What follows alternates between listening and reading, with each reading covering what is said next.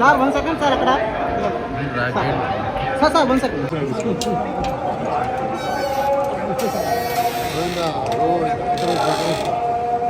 కలిసి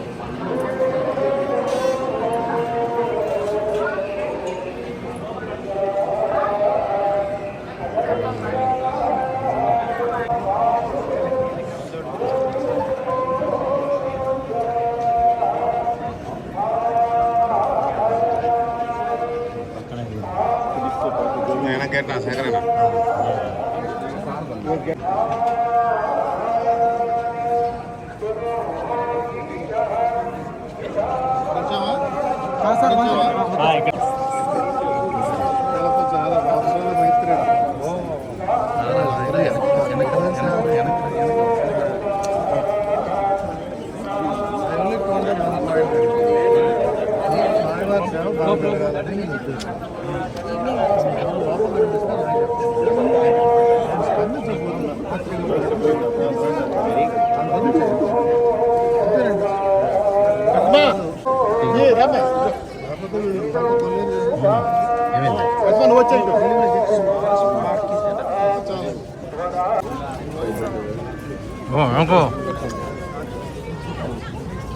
పురాణంలో వెంకటేశ్వరుడి గురించి చెప్తూ అది విగ్రహం కాదు, స్వేచ్ఛయా క్రీడతే తత్ర ఇచ్ఛారూపం విరాజితః.